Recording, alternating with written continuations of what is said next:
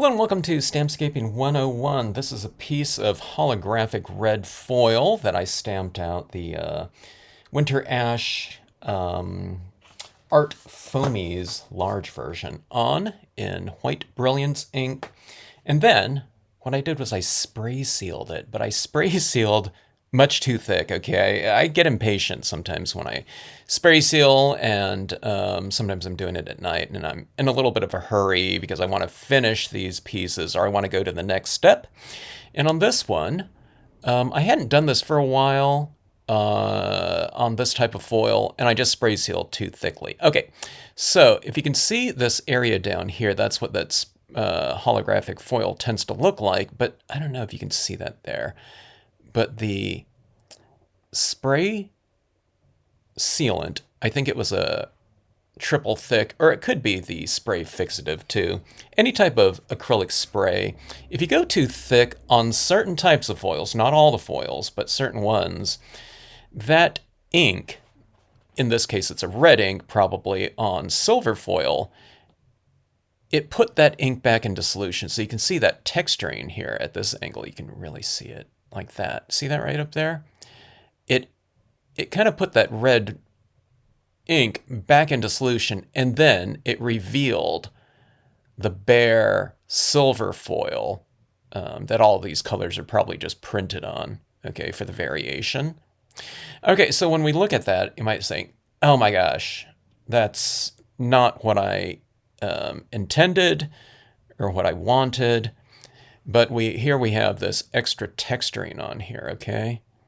Okay, so here's what I'm getting at. When you get kind of unexpected or unintentional, undesirable types of effects happening with certain types of media surface combinations, sometimes you can go with it, okay? Now in this case, we have a lot of this extra texture. Now I think I could just address this tree and do whatever I was going to do on it.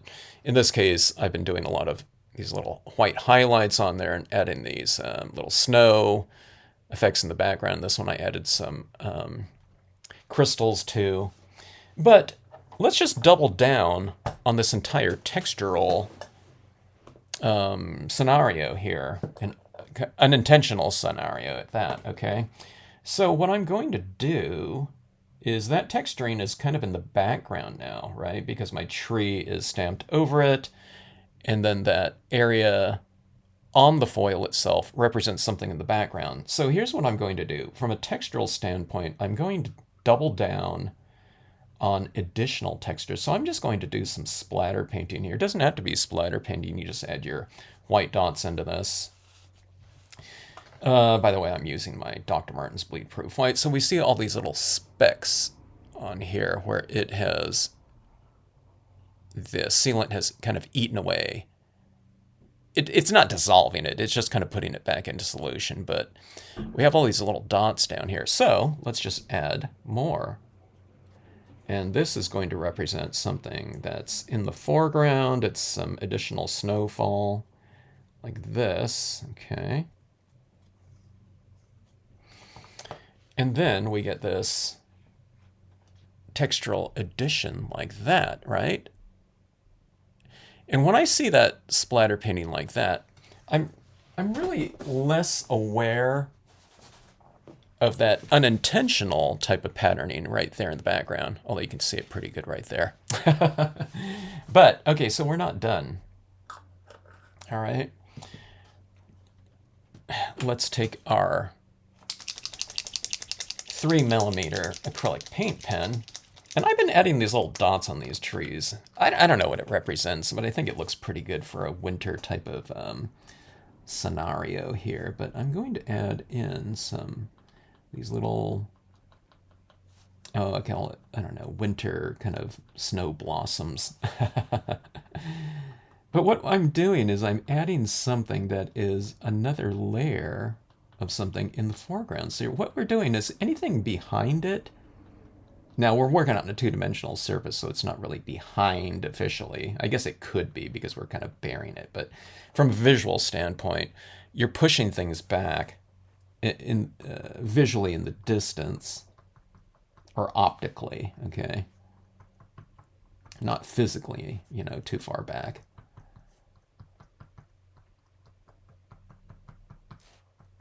But, okay, so you're pushing those kind of unintentional, undesirable foil types of texturing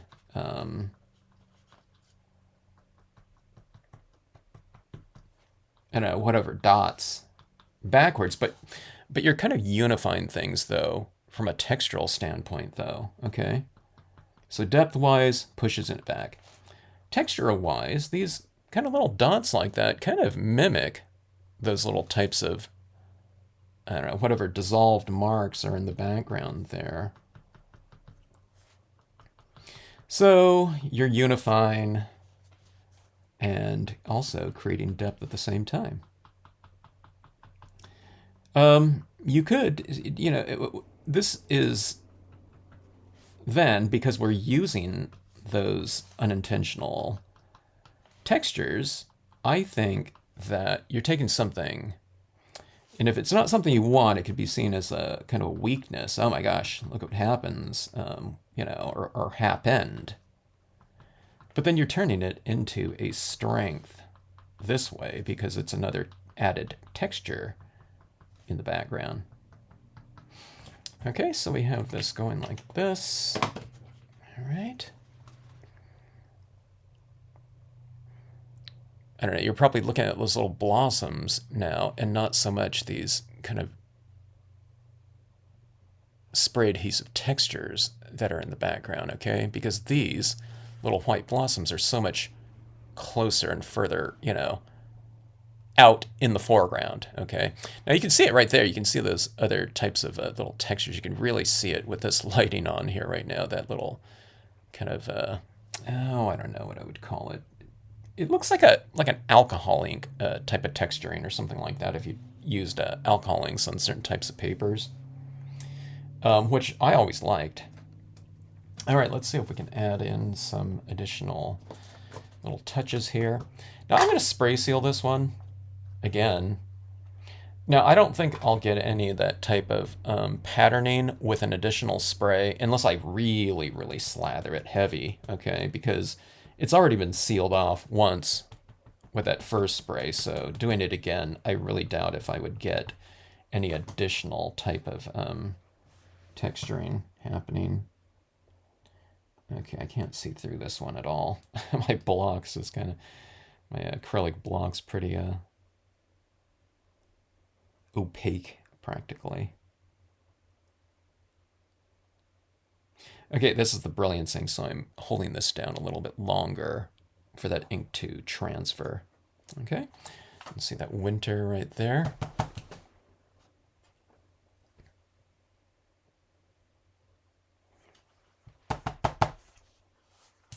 All right, now I've been overusing this elk in white on all my pieces lately, but it works out pretty good though, so I'm going to use this one again. Now, I would typically do this before I stamp out my splatter paint my surface, because that splatter painting is slightly raised, on all these little white watercolor dots. So sometimes it's a good idea to stamp out your imagery first, because that turns into a little bit of a pebbled surface. There's only like some fine spray down here. I didn't get any really big dots this time with my splatter painting, so no really big deal. Okay, so that has been stamped out like so. And to me, I don't know. I don't find that textural kind of incident in the background to be, an obtrusive type of texture at all. If you get it really kind of like a big slathering of acrylic spray, and it really kind of separates some of that texturing on there, you can do other things. You can add more, dots or something like that to it. You can stamp something over the top of it if you want. Or like I said, I don't know, you can just double down, maybe spray heavily up here so that it's not just an isolated kind of separation and removal of some of that ink. And you do it kind of throughout. So I don't know. It seems like it would be a little bit more random as far as the effects you would get on something like that, unless you practice this type of technique all the time of spray kind of, I don't know, spray texturing, I guess you can say, with the acrylic sprays. But again, just that little bit of a texturing in the background, just, I don't know. I don't know if it adds to it, but I don't think it detracts from it really whatsoever with something like this. Okay, so anyways, yeah, make use of, those things that come up during the process if you can. Oops. And I don't know. I think it kind of it creates a little bit more. Oh, I don't know. I guess it creates the skill set when it comes to utilizing any type of media. You'll know what to do if you run into that exact same thing again. But I don't know, just patterns tend to emerge when things come up with other types of media. Like if I'm working with dye-based inks and I don't know, whatever glossy cardstock, and if I don't know, get some water, or if I spray water, you can spray water on it and it kind of gives you that bleached out look. You know, you might be able to use some of the techniques that you learned from doing something like this and you apply it to other types of combinations of surfaces and media. Okay, so anyways, yeah. And then sometimes you turn those, I don't know, whatever, unexpected types of things or weaknesses into, in this case, I think, a strength. Okay, so anyways, thanks again for watching. Hope you enjoyed it.